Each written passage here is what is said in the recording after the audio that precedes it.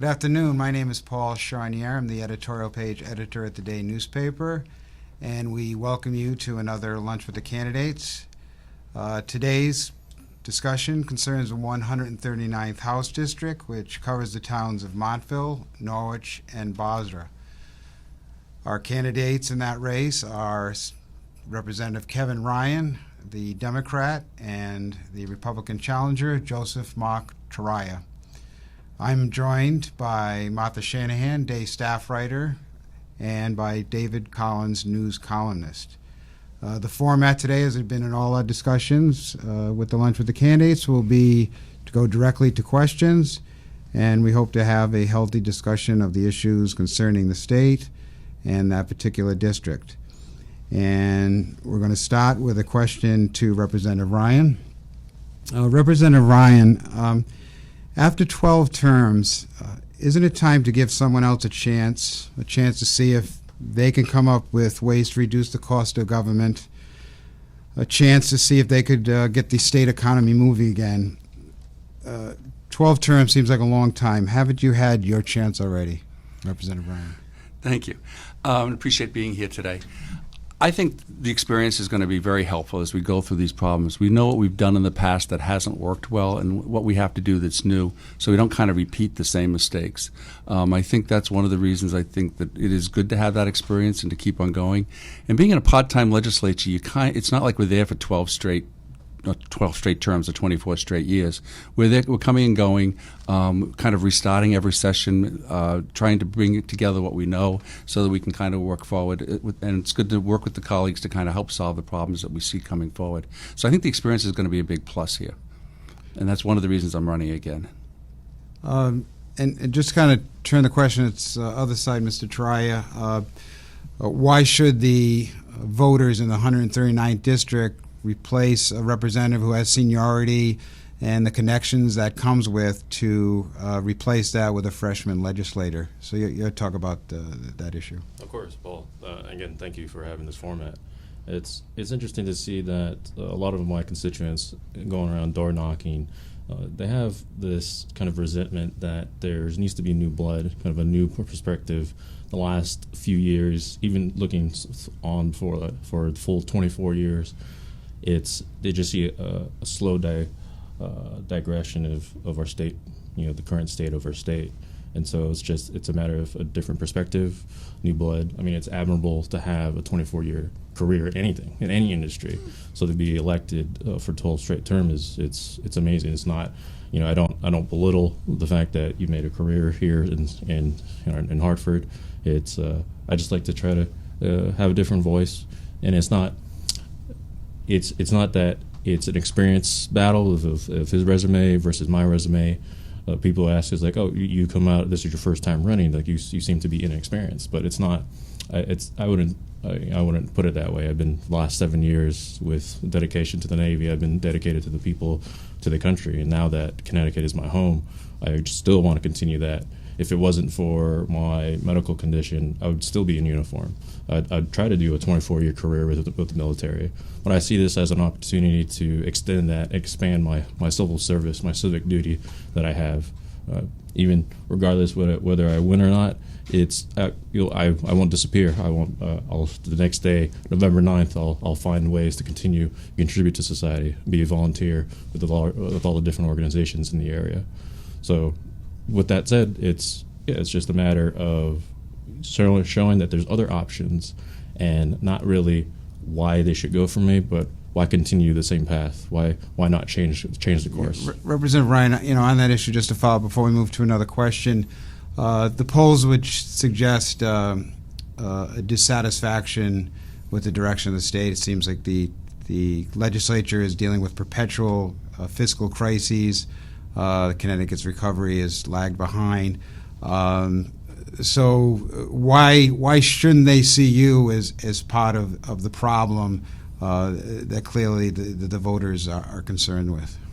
I think we've worked very hard. I think you've seen a lot of changes in the state to kind of deal with the problems.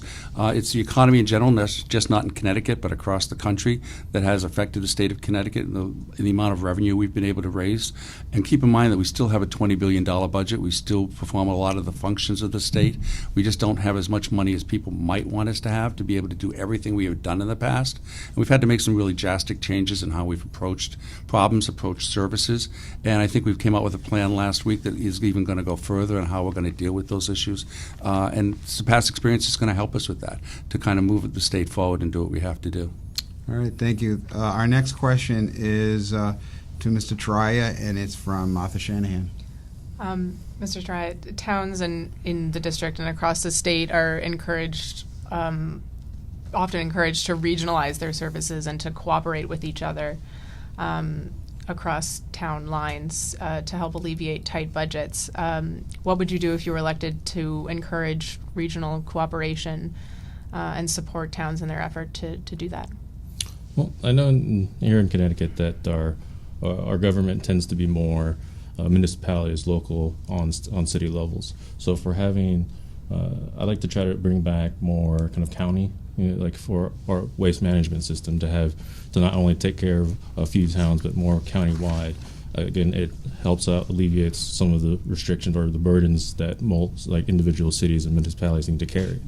So it'd be great to have kind of a not necessarily county governments on legislative or even judicial branches, but just have it more of geographic-wide and expand on that. And Representative Ryan, what have you done and what can be done to try to encourage more regionalization, if you think that's a direction we should consider? Of course, it's something we've encouraged a great deal. I've been a chair of the subcommittee of MORE, looking at municipal efficiencies on what we can do in that regard. As you know, MORE is a committee that Speaker Shockey formed a few years ago to kind of look at this issue on the broad spectrum to see what towns can be doing, working together more effectively to kind of save costs so we don't have duplicative services. A recent example is some of the towns near me kind of have started sharing equipment, which they've done in the past. I think, for example, Montville shares a street sweeper with another couple of communities, and I think we've seen other towns doing it. That kind of, as this equipment gets more expensive, doing that more. Some of the collaboratives, like with Project Learn, have worked to deal with energy costs, which is always a big factor in this state, to kind of to work regionally to kind of cut down their costs there. And at the educational level, we do that a great deal with programs like Project Learn. We're trying to use a carrot and stick approach, not trying to force people to do things, but giving them incentives that would encourage them to work together so they can, save money and be more efficient in the services they provide their communities. Just to follow Mr. Taraya, the representative talked about the carrot approach to try to have incentives to look for regionalization, efficiency. Given the fiscal situation state, do you think that's adequate? Would you be more aggressive in trying to force some more regional cooperation and efforts on that point? There's going to be times where we need to put incentives and also push for, not necessarily forcing or mandating, but we need to just be more efficient and be more effective. So I can't blanket say we're going to give incentives to everything and everyone's going to do what we want to. But the government needs to really push for effectiveness. So, a little bit of both to answer your question there. Next question from David Collins, and it's to Representative Ryan.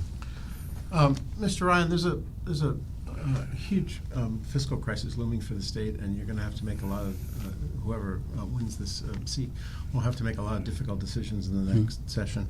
And the choices are pretty limited, cutting the size of government, staff, cutting back programs, or raising taxes. So in the first part, I'd like you to indicate which of those you'd prefer. And also, if you could address the pension problems in the state, and do you expect that it should be business as usual, or is there some reform that you would suggest or hope for? Right. I mean, in the past we've tried raising taxes. We did that twice, and what's the definition of insanity is doing the same thing over again, expecting a better result, and it didn't end up putting us in a place we wanted to be. So that's why this last budget we kind of looked at it really strictly and made a lot of cuts. And I think as we go forward, I think we're going to have to look at more efficiencies in government, see what we can realize. I think one of the things that we haven't taken full advantage of is the suggestion was made, and I'm not sure it was ever followed up on taking recommendations from the people who work in these particular agencies to see what their recommendations are, because they see things on the day-to-day level that some of the rest of us don't see. So what can they bring to the table to say how we can more effectively deal with some situations? What are some of the things that we can do better so that we can kind of save some money there?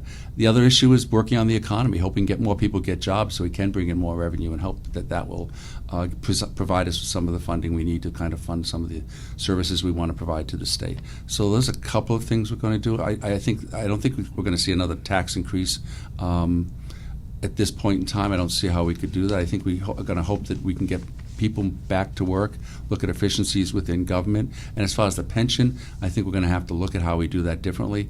The governor has been working on trying to place money into the pension accounts so that they'll be there, but I think we're going to have to look at how we address that.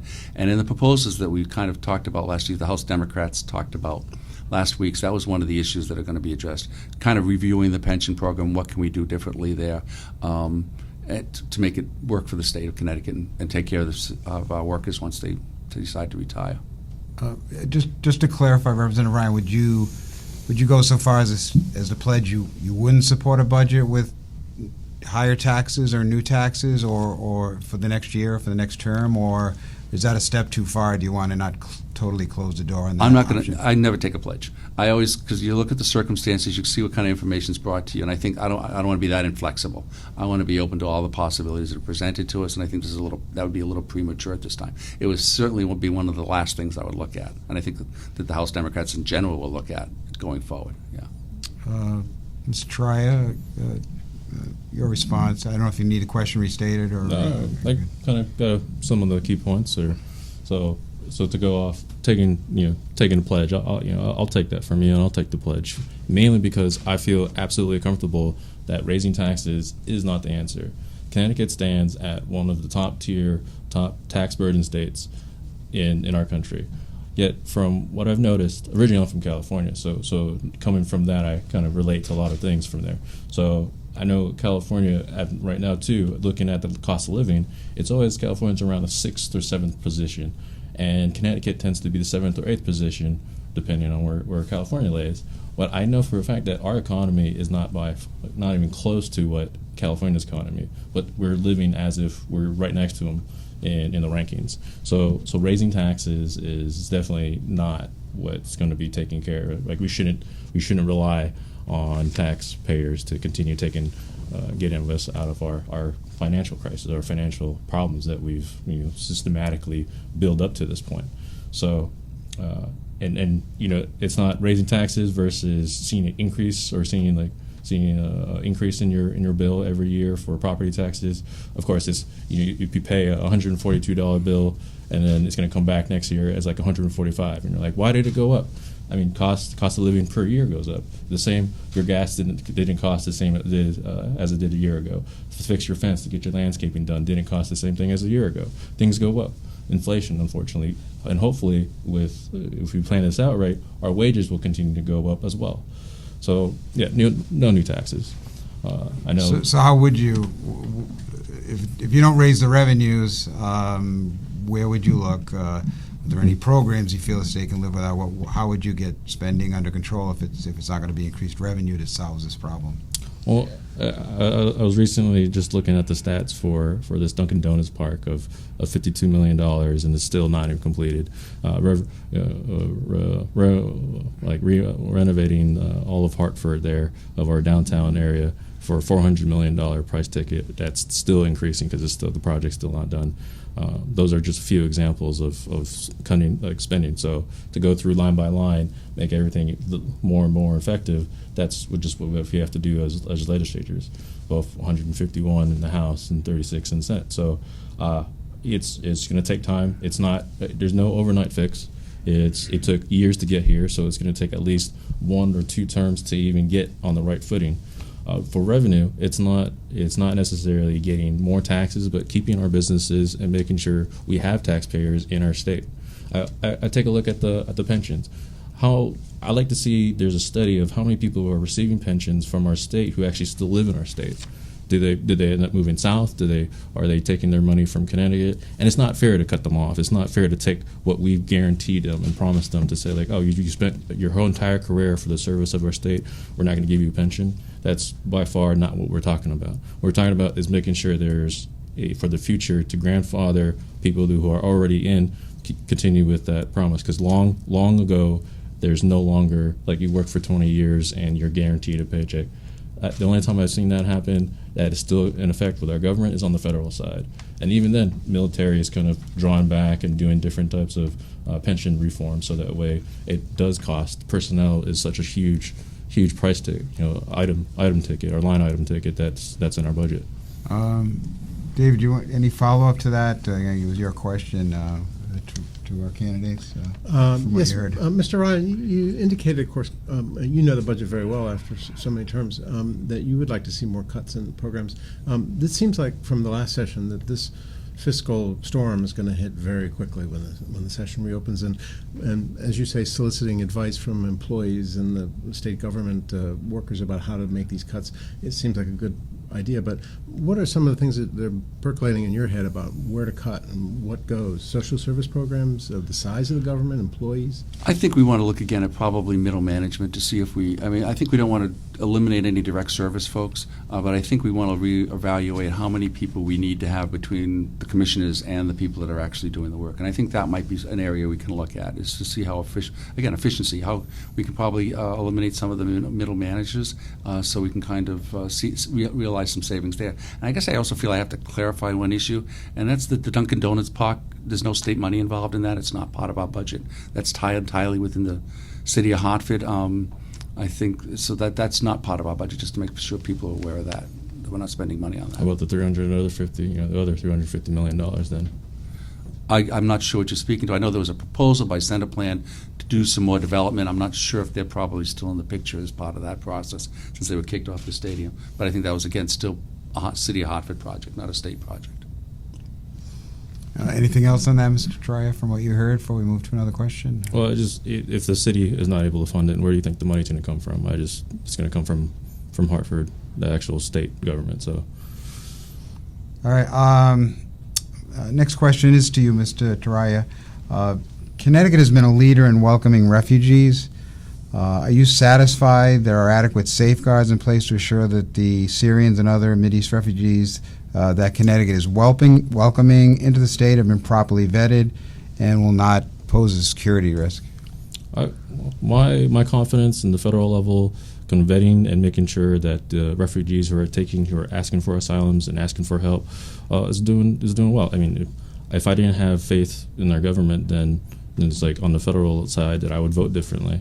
And as of now, I've spoken to some refugee families, and their biggest resentment is that it's not the government, it's just local people who have a different perspective on them because they haven't met them. They heard in the media, they hear from political pundits nationally saying that their secret sleeper cells coming in because of these programs. And I'd like to. I mean, it's immigration essentially. Immigration is something we need to definitely look into. I like the fact that our fortunately enough, it's interesting enough to hear from this from a Republican standpoint, but the driver's license for those who are undocumented, it's great to have them actually documented and have them contribute to society, becoming taxpayers, getting jobs out there.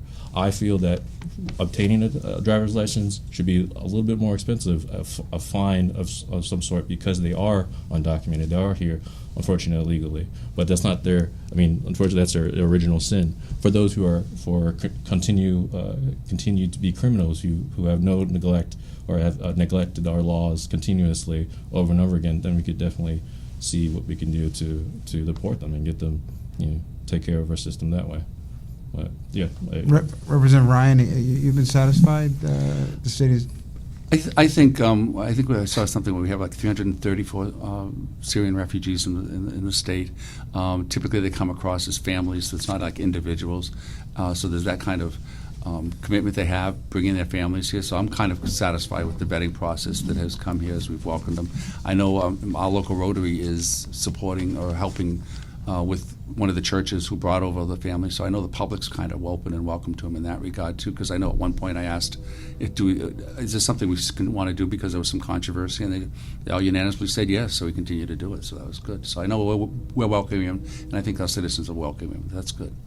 It sounds like we have agreement on that issue. The next question from Arthur Shanahan. It's to you, Representative Ryan. One of the towns in your district, Montville, has seen 2 large industrial companies, A.S. Thames and West Rock, leave town in the past 5 years. Do you think that there's anything that you could have done in your seat to keep those jobs there and to keep those property taxes there? And if so, what? We did. Obviously, that was something that was important to us. Having seen those 2 facilities, in one case, AES Thames, we actually saw build, and West Rock had been there in one form or another over a number of years.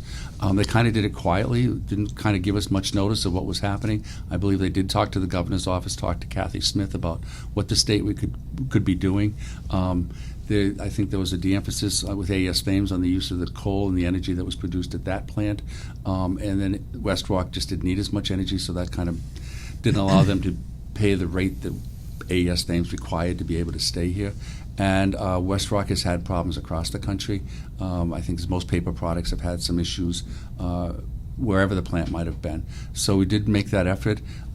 We did recently get some, we're trying to help the town. We did recently get some bonding money to help the town pay for some of the things that the town require now to help try to compensate for some of that. Fortunately, the mayor has done a good job, and the town council has done a great job of having to present a budget that took into account the loss of that revenue, but they're still looking at other things that could occur in the town to bring in more revenue. We're trying to help work with them. DECD's been down there, like working with Faria, for example, to even though they're leaving, we're going to get the reuse of the plant, and hopefully we're going to see what we can do with Faria to keep them in town, is hopefully build a new facility in town to help take up some of the slack from that. And Mr. Taraya, as just stated in the question, Montville, like many towns, has seen loss of industrial manufacturing jobs. Is there more that should have been done? Is there more that can be done to try to keep the jobs in Connecticut and in your district? It's interesting to take a look at what for Montville, because it resonates throughout the state. There's this we want to be able to keep the jobs, but then we don't want to give the store away as well. For businesses, it's their prerogative. They need to go and find another state to bring their business to some other town or out of our state. Then go forth, Godspeed, and that's their decision. We can only do so much to make the environment better for them. I'd like to see what we can do for as the cost of living, because I know that is the biggest issue for businesses. I talked to small business owners, and I asked them, it's like, okay, if you were here in Connecticut, say now, like instead of starting your business 10, 15 years ago, would you open your business? Would you still open this pizza parlor? And they're like, no, not. I wouldn't even consider it, because it's just the way where their overhead costs and maintaining their current revenue it's so difficult now. So it's tough to try to draw that entrepreneurial mentality here within our district and within our state. There's plenty of business buildings I've seen that just lay dilapidated, vacant for so long. And I know Montville recently just stated that they have, say, $1 million worth of back taxes that they're not going to actively pursue. So instead of having those businesses, those buildings just lay vacant, we could do some type of tax reform or relief of saying, okay, well, the state or the city will take over these buildings. You don't have to worry about paying taxes anymore on it because you don't actually own them, and then turn around and find people who are willing to open their business and give them an opportunity to say, okay. So instead of having a building lay vacant with nothing coming in, I'd rather take the losses off our books and give it to people to at least put jobs there, and then over the long run, there's revenue still showing up. Plus, it gives the town a better curb appeal, a facade, because now we have active businesses here. A related question before we move on to our next question, Representative Ryan.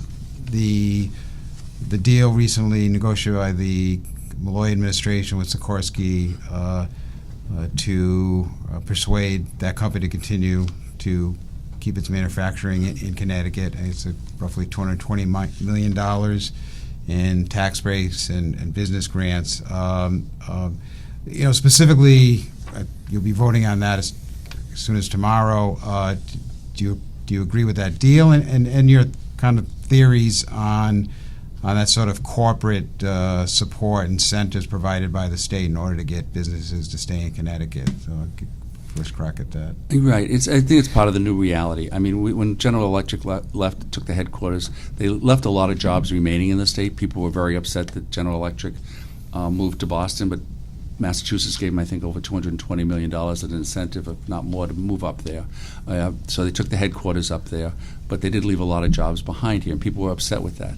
That we didn't do more, and quite honestly, we kind of found that expensive. Now we're spending probably a little bit less than $220 to keep a lot more jobs in the state with Sikorsky, because obviously Sikorsky had been sold to Lockheed. That's a new company. The possibility of them moving was real because of that. So I think it's a good investment that's going to bring in. I have some figures here of about $384 million in taxes. We'll keep approximately 26,000 jobs. They'll be buying about $6.5 billion worth of products from the other contractors within the state of Connecticut, not mentioning that they're going to invest another $1 billion, in capital, in the Connecticut, in capital expenses. So they're going to, and also about $11 billion in payroll to the state of Connecticut. So this is one of those areas that will help give us more resources. So in the long run, we're pretty sure this is going to be a win-win for the state of Connecticut. I think in any kind of these projects that we do, we really have to do a good cost analysis of whether it's good for the state or are we just giving money away. So that's going to be a big part of it. I think the fact that I have these figures show that they've done a pretty good job of doing a cost analysis to show how this will be benefit to the state, that we know that the taxpayers are getting their money's worth when we make a deal like this. Mr. Taraya, on the Sikorsky deal in particular, and then in the general philosophy of states offering incentives to sort of convince businesses to expand and remain in their state or come to their state. That's what I mean. Offer incentives. That's what states do. We try to compete for keeping the industries here within Connecticut versus going to Massachusetts or neighboring states. So it's not a new some nuanced thing. It's not revolutionary. It's cost of doing business unfortunately. What as I said before, it's not. We don't want to give the store away. I mean, we're fronting at least out of the proposal $400 million to meet at least close to almost half of what they're asking of incentives to keep the Sikorsky here. And Sikorsky is a fabulous company. They do well for the military, and they have these federal government contracts. And so for them, for a plant like that to just pick up and leave, it costs a lot of money. So for Sikorsky to even consider of moving a large organization of themselves to another state, and to say that that's more cost effective, then there's an issue where how expensive is it really to stay in Connecticut, and why is that? It's like, how come we're not doing something to do long before we came to this deal? So it's in the term, I keep hearing the term, and it's not just from Representative Ryan here. I always hear it from political pundits across the board. This is this new economic reality, and for someone to at a certain level. So in the military, at a certain level, you just can't continue giving excuses or say like this is brand new or this is something that we never saw. There's been so many people who give in projections to say like we got to do something now, and the current what's been done is either passing the buck or just kind of ignoring and not addressing the problem immediately. And now we're at this point, not a doomsday scenario, but we're at this point where it's like we have to do something now because it's cultivating, it's snowballing into something that we need to take care of. So it's not. It's just not what I would want for Hartford to be doing. All right. We're going to move it along just to get a few more questions in. The next question is from David Collins, and it's to you, Mr. Taraya. It's been an unusual presidential election year, and both candidates are generally unpopular.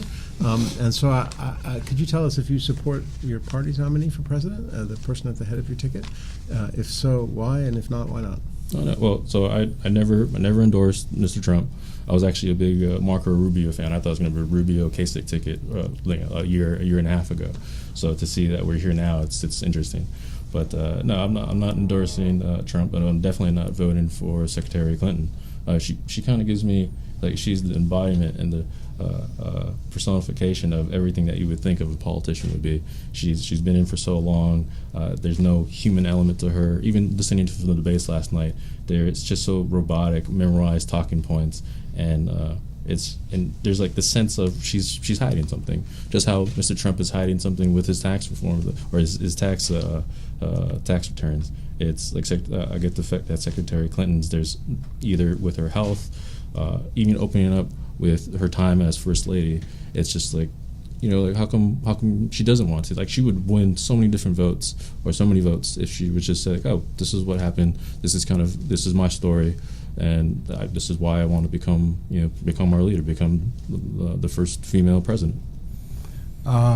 Would you mind? You say you won't be supporting. No, won't vote for Secretary Clinton, and you haven't endorsed. Donald Trump. Would you mind Trump, sharing? Which is interesting to hear from a Republican, because I know that's the political suicide there. But would you mind sharing who you would cast your vote for? I joke about it with my friends, like, I might have to do a Richard Pryor thing on this ballot and just go for none of the above. But no, all right. yeah. All right. Representative Ryan, are you supporting your party's nominee? Almost like and you why? didn't care what I thought. Okay. Oh, no. We absolutely care what you think. Yeah, I'm happy to support Hillary Clinton. I think she's one of the most experienced people we could have running for that office. She's got a long resume of things she has done from when she was first in Connecticut at Yale, and the work she's done in Arkansas, plus at the federal level. I think she's going to be one of the most experienced people we've had in that office, and I think will serve us well. Okay. Representative Ryan, you've spent 24 years serving in the State House of Representatives. Given your experience in how government works, could you suggest one or two state programs that could be eliminated as the legislature tries to address the deficit? Are there any programs that Connecticut can live without the government operates? Wow. Doesn't seem quite fair off the top of your head without having to look at things. I think we've done, we just saw some consolidations done with some of the various agencies. We even saw consolidations done with, probably one of the answers I might have given was the various commissions dealing with women and children, but they've kind of consolidated those already into one entity. And then with some of the oversight committees, we've also consolidated them into one agency, which I think was another important thing. I'm trying to think of something that I can really give you a good answer as we're talking about this. Of something I feel really be comfortable eliminating, for sure. I'd have to really kind of look at it carefully. I mean, I gave you the couple of examples I can think of. I know we're going to be looking at it more carefully. As I mentioned earlier, looking at middle management elements, and I'll probably think of something as soon as I leave here that I probably would love to see getting rid of, but nothing's popping into my head right now. I'm sorry. Share it. Let us know. You're running for office, Ms. Taraya. Have you, in looking at the budget, seen anything that you've decided, that's nice to have, we really can't afford it, as far as a state program? I like to think that in past years, I've seen Connecticut try to draw, I don't know if it's a pride thing, but to have like a national team represent us. I mean, the Yukon Huskies are a fantastic organization, and I know Rensselaer was there for a proposal of maybe I'm mistaken, but to have the Patriots play and move their become New England, be the New England team here in Connecticut. I think we need to move away from that instead of trying to be a state that has everything that other states have. I mean, we're unique in our own way.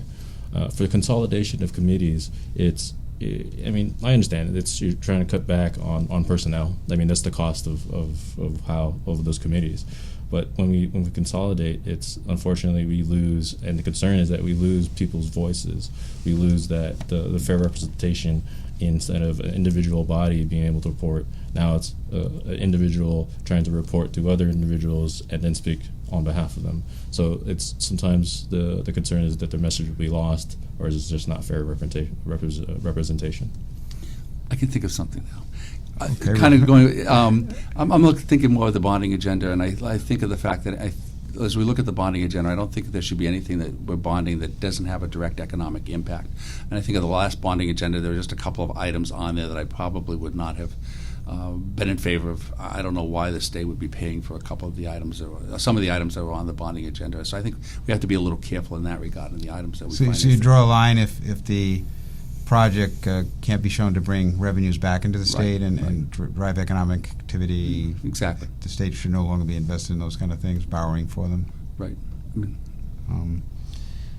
All right. I think the next question is from Martha Shanahan to Mr. Taraya. Do you agree with Judge Thomas McCousher's assessment that Connecticut's school funding system is preventing the state's children from getting an adequate education? And do you think that the legislature should act now to try to make reforms based on his decision, or wait to see the outcome of an appeal? No, so for the legislative to get involved right now, from my understanding, it's still within the judicial side. So it's be inappropriate to step in and start regulating or legislating against something that hasn't even been decided yet on the Supreme level. So, but as far as his ruling and going with it, it's like, yes, it needs to be. The education funding needs to be reformed, just like everything else needs to be reformed in here. And it's unfortunate that education had to be the front line or the headline of this movement, because it's our children who are having to feel the pain or to feel the sacrifice. So I'd like to see what we can do and take a top-down approach and see what the education can do to be more effective. But yeah, Judge Mikowski's ruling to listen to the briefs and listen to the oral arguments makes sense. And perhaps perhaps it's not my call or judgment. Maybe he overreached with his ruling, but then that's why we have different levels of court systems. Representative Ryan, should the legislature begin working on things like fixing and making more equitable the way the education is funded and many of the issues raised by the judge, or since it's now an appeal to the Supreme Court, the better idea, let's wait and see what kind of final ruling we get? Well, I think we're hesitant to make any kind of decisions. I mean, until we get a final ruling. But I've got to say that there's been a process legislatively for years that have given us the educational system we've gotten. So, I mean, dealing with funding, dealing with teacher evaluations, dealing with special ed children. It's gone through a committee process. We've heard what people have had to say. When I say the committee process, anything from hearings to the committee actually discussing some of the things that have been enacted. So I think people think that we've done the best we can, but it's something we continually work on. The educational system, what we can do to make it better. We do have an education inequity in this state that we're trying to address now, a gap of education that people are trying to work on now between some of the municipalities. The funding is always an issue. And that's why the ECS formula came about, to make it equitable funding across the state.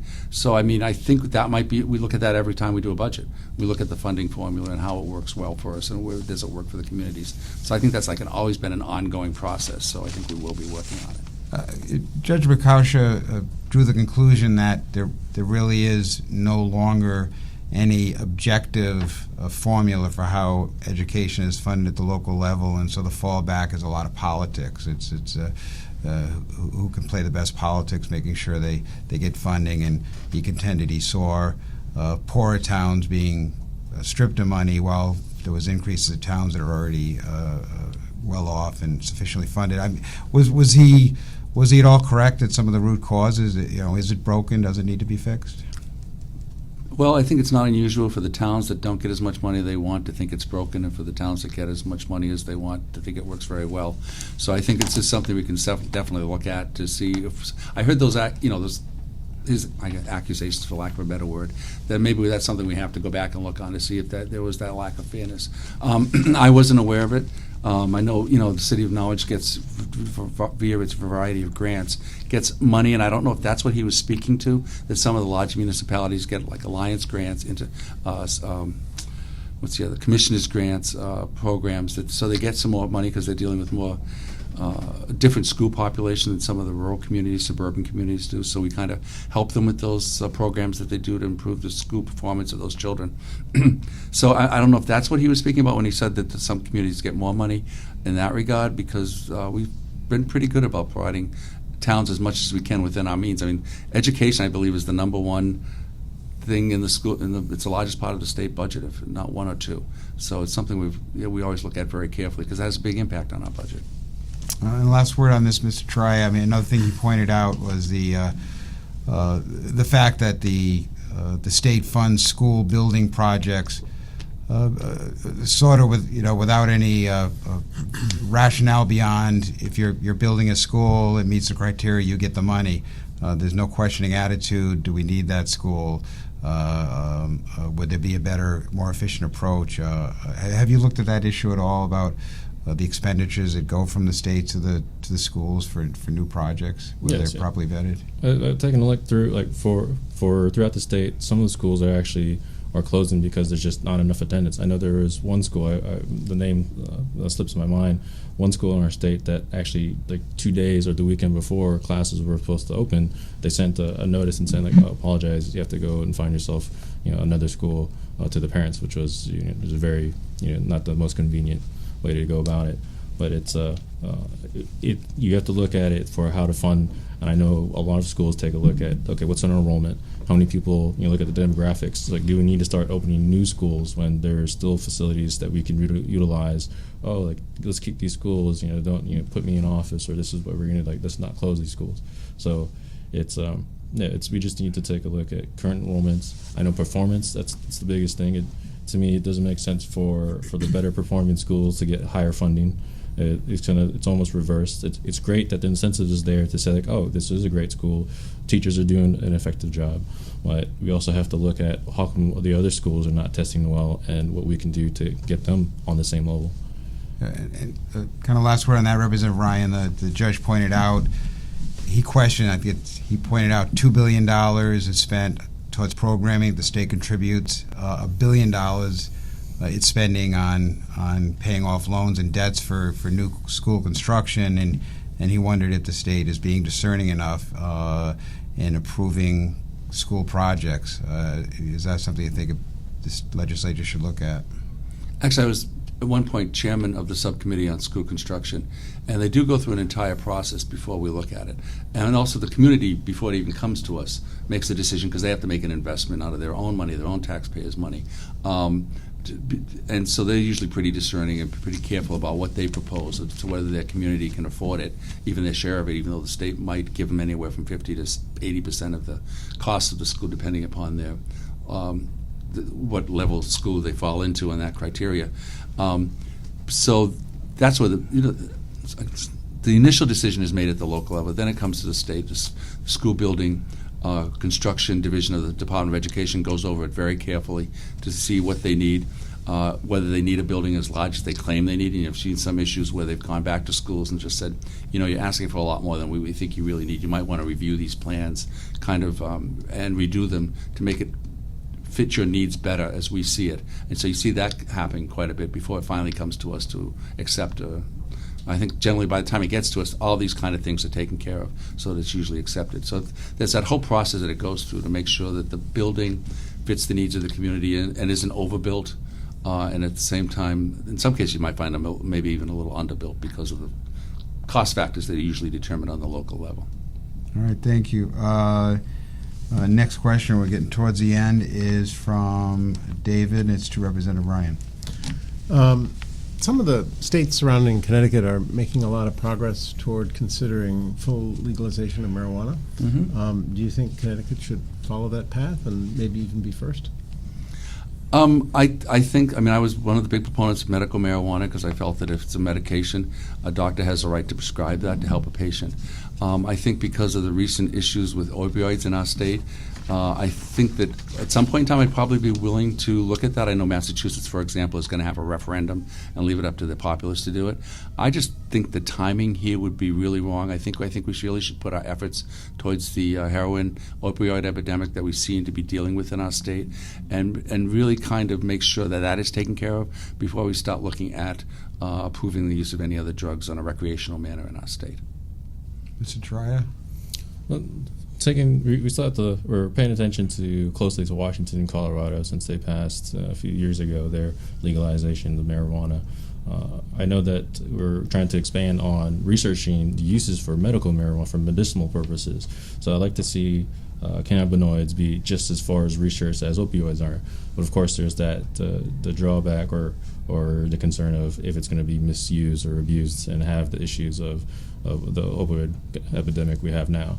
So yes, I'm for having medical uses and researching. There's proven benefits from that, but as far as full recreational legalization, we're still going to actually paying attention and see what the cost benefit analysis of that is. You kind of move on to a point that was raised by Representative Ryan. That's the opioid crisis we've seen in our region, in the state, and really across the country. The high level of overdoses. Start with Mr. Taraya. What more might the state be doing? Any ideas you would bring to Hartford if elected to deal with that crisis? Well, so first with opioids, it's unfortunately the addiction and the epidemic and our problem is a symptom, if you will, a symptom of a root cause that it's a byproduct. So it's a multifaceted issue and solution. It's the treatment needs to be immediate, first off. So for those who have or facing any type of addiction or misuse for controlled substances, it needs to be held immediately. I know sometimes the treatments of come back every week and we'll take a look. It's no, we need to actually put these individuals who are dependent and wean them off immediately, because it's detrimental for their health so fast, and for their lifestyle, for themselves and for their families. For the economy, there's for the ones who are actually trafficking and dealing, they see that this is an opportunity to have easy, fast money, and it's not. It's there's other opportunities, other ways, and that's where education comes in. We need to teach that these substance abuses are terrible, and wean them off, and say no, this is what you're contributing to society by selling and bringing these into our state. And also giving the resources for our state troopers to maintain that, because I know Connecticut prides itself to be in between the large major hubs of New York City and Boston, and so between those two cities and the ports, there's plenty of contraband coming through our state, and we'd like to have the state troopers maintain, investigate, and be well involved in that to prevent that from continuing. So again, there's multiple avenues to attack this issue, and unfortunately, just taking care of the symptom doesn't take care of the actual disease. So it's a combination of economy, giving people education or purpose in life, giving them jobs. I know, on a side note, our unemployment rate is maintained a nice 3.5%, but it's not that people are looking for jobs. It's the ones who lose their jobs tend to move out of our state and find other places of employment. So it's kind of a miscued number, but it's just to give a better economy, instead of someone saying it's easier for me to deal drugs instead of make an honest living. Those things cost money. Having treatment immediately available. Yes. We don't have increased law enforcement. Is that one area you would be willing to spend more money on? Is that something the state should? Or do we have to do it with the existing finances? Well, for security of our state across the full spectrum is important. So no, I don't want to see a drawback on our security, our law enforcement. I think to see more police work, of having police officers involved in our community more. With regards to correction facilities, instead of punishing those who are for their addiction and their abuse, it'd be great to have them reallocate those funds and have them separated and wean them off of their addiction, and kind of give them a better purpose, repurpose themselves in society and put them back in contributing to taxes and contributing to society.